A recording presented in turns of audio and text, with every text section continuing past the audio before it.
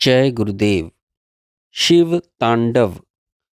वेद कहते हैं कि सत्य का मुख सुवर्ण के पात्र से ढका हुआ है।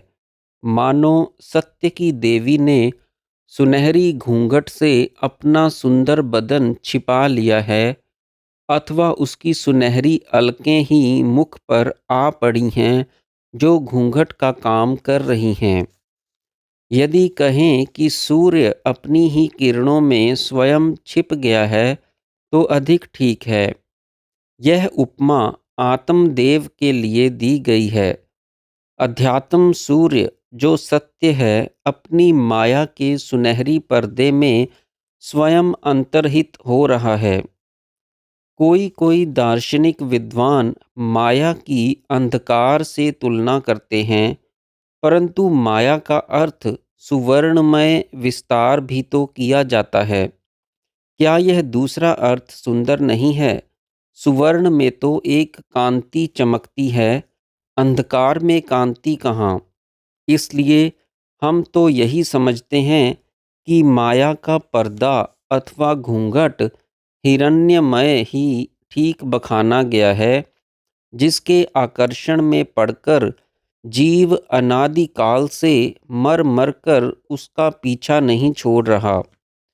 आधुनिक युग का भौतिक विज्ञान तो इस सुनहरी घूंघट के सौंदर्य से संतुष्ट ही नहीं होता। उसने उस पर हजारों रहस्यमय सितारे लगा दिए हैं, मानो प्रकृति के विद्युत कण अनंत संख्या में चमक रहे हैं।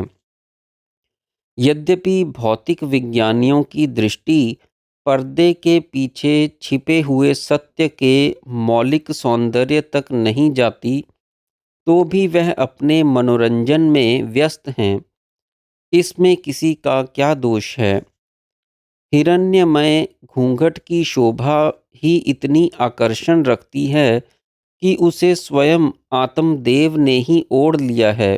अपना मुख छिपाने की दृष्टि से नहीं, परंतु इसमें उसका मुख्य उद्देश्य अपने सौंदर्य का विकास करने का ही जान पड़ता है। शायद शून्यवादी इस रहस्य से परिचित नहीं हैं। उनका तो विश्वास यह जान पड़ता है कि घूंघट के पीछे कोई तत्व है ही नहीं, केवल शून्य पर ही पर्दा पड़ा हुआ है। वास्तव में जांच तो उनकी किसी हद तक ठीक सी ही जान पड़ती है, परंतु क्या शून्य ही नाम सत्य है? वेद मिथ्या क्यों बहकाने लगे? इसी धारणा से शायद बुढ़े भारत के कतिपय पागल जिज्ञासु उस शून्य में ही मौलिक सत्य की खोज के लिए कटिबद्ध रहते हैं, जिसका घूंघट भी जो उसी की किरणों की प्रभा की जाली से बना हुआ है इतना सुंदर है, तो उस सत्य के मुख की शोभा कितनी ऊंची होनी चाहिए। पाठकगण, यह अनुमान का विषय नहीं है, परंतु कोई कोई सत्य के अन्वेषक साक्षी देते हैं कि वह अवश्य दर्शनीय है। इसलिए अनेक भौतिकवादियों की बातों में आकर उसे शून्य मत समझो। वह शून्य नहीं है, वरन पूर्ण है, सुंदर है, स्वयं ज्योति स्वरूप है, सत्य है, अनंत ज्ञान निधि है और आनंद का खजाना है। वह पर्दे में है, दिखता नहीं, तो यह नहीं समझना चाहिए कि उसका अस्तित्व ही नहीं है। ठीक बात तो यही है कि सूर्य अपनी किरणों में छिपा होने के कारण दिखाई नहीं दे रहा। बस यह बात बीसों बीसवें सत्य समझो। उक्त हिरण्यमय पर्दे को ही गायत्री मंत्र में भर्गो देवस्य कहकर ध्यान करने का उपदेश दिया करते हैं। तेज के ध्यान द्वारा तेजस्वी का ध्यान होता है और शक्ति का ध्यान करने से शक्तिमान का ध्यान होता है। यहाँ पर तो सत्य ब्रह्म का भरगस तेज और उसकी शक्ति एक ही जान पड़ती है। सारा जगत पिंड और ब्रह्मांड उसी की परिणति मात्र है। शक्तिमान अपनी शक्ति के रूप में व्यक्त होता है और शक्ति की द्युति उसी की ज्योति का प्रकाश है, अर्थात शक्ति में वह स्वयं चमकता है। अथवा यूं कहें कि शक्ति एवं शक्तिमान का तेजोमय प्रसार है, जिसकी अभिव्यक्ति किसी स्तर पर चेतनवत दिखती है और किसी स्तर पर जड़वत। जड़ चेतन की विभाग रेखा शक्ति और तेज दोनों की भिन्नता का मिथ्या ज्ञान है, और यदि दोनों को भिन्न भिन्न माने तो दोनों का इतरेतर अध्यास रूपी एक का दूसरे के धर्म को अपने ऊपर अध्यारोपण कर लेना मिथ्या ज्ञान है। क्योंकि शक्ति में परिणामी धर्म स्पष्ट है, परंतु तेज का चेतन स्वरूप धर्म अपरिणामी है। जड़ शरीर में चेतन के धर्मों का अध्यारोपण होने से चेतना भी परिणामिनी सी दिख पड़ती है, यद्यपि वह मौलिक रूप से अपरिणामी है। केवल उसकी जड़ शरीर पर पड़ने वाली छाया परिणामीवत प्रतीत होती है। सत्यम ज्ञानम अनंतम ब्रह्म के मुख को ढकने वाला हिरण्यमय पात्र तेजोमय भ्राजमान है।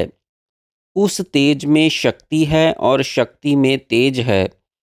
तेज से शक्ति में कांति है, और उसकी तेजोमयी प्रभा आदि मूल शक्ति की प्रत्येक स्तर पर परिणति में चमक रही है।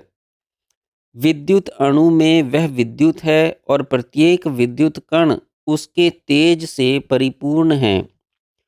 अग्नि सूर्य सब में शक्ति है और शक्ति कहीं भी तेज से रहित नहीं है। शक्ति रजोगुण और तमोगुण की विरोधी, सापेक्षित, सक्रिय और क्रिया रहित परिणामों युक्त अनेक रूपों का स्वांग भरकर सर्वत्र नृत्य कर रहा है, और तेज भी युगपद अपरिणामी होते हुए भी उसके नृत्य के साथ तांडव करता रहता है। यही शिव शक्ति की अनादि जोड़ा है। यह समस्त जड़ चेतनमय विश्व शंकर भगवान के अविराम तांडव नृत्य का अभिनय है, और उनके तांडव के अंगहार अथवा अंग विक्षेप ही मानो सत्य शक्ति के परिणाम क्रम के विभिन्न स्तरों पर उसकी स्वांग भरी नृत्य कलाएं हैं, जिनके श्रृंगार के नवधा रस परिपूर्ण हाव भावों में शंकर के चिदानंद स्वरूप का प्रत्याभास हो रहा है।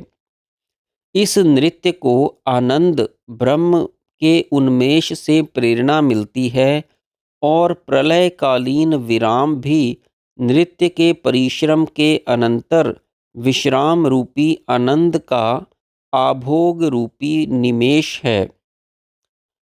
शिवजी के इस आनंदोन्मेष रूपी तांडव को वेदों ने संवर्तन और शंकर भगवत्पाद ने विवर्तन कहा है।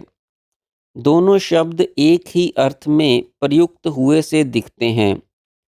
तांडव नृत्य को तालबद्ध करने के लिए उन दिगंबर शिवजी के पास डमरू के अतिरिक्त दूसरा यंत्र नहीं। डमरू में दो विपरीत दिशाओं से शिव शक्त्यात्मक दोनों ही प्रकार के शब्द ताल दिया करते हैं, जिनसे सरस्वती देवी अ क च ट त प य श के वर्ण वर्गों की वर्णमाला की शिक्षा ग्रहण करके समस्त वैखरी वाणी की सृष्टि करती है। मानो शिवजी के डमरू की सहायता से ही वह वाक शक्ति बोलना सीखती है, और उसका अभ्यास अपनी वीणा तंत्री पर किया करती है।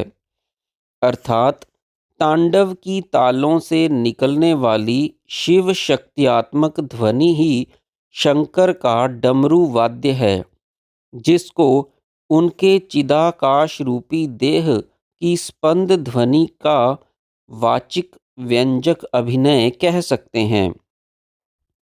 शिव तांडव का साक्षात प्रत्यक्षीकरण तारों की टिमटिमाहट रूपी डिम डिम में, ग्रहों के नृत्य में, सूर्य के नेत्रोल्लास में, पृथ्वी की षड ऋतुओं के श्रृंगार युक्त नाट्य में, चंद्रमा की कलाओं में, विद्युत की क्रीड़ा में, बसंत की मंद सुगंधित वायु के झोंकों में, पुष्प के हास्य में, समुद्र की तरंगों में, हिमपात के हिमकणों के नर्तन में, आंधी तूफानों की द्रुत गति में, नदियों के कलकल निनाद में, पर्वतों के श्रृंगार में, शस्य श्यामला भूतल के अंचल की हिलोरों में, पशु पक्षियों की अठखेलियों में, मनुष्य की मस्ती भरी चालों में और अन्यत्र सर्वत्र किया जा सकता है।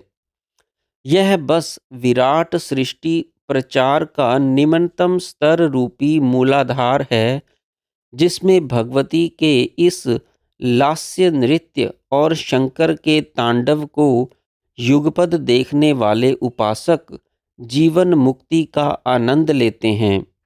जो मूढ़ अपने तुच्छ स्वार्थों के अंधकारवश इसका साक्षात्कार नहीं कर पाते और मिथ्या अज्ञानवश शोक मोह के कूपों में पड़े रोते हैं, वे वास्तव में दया के पात्र हैं। जय गुरुदेव।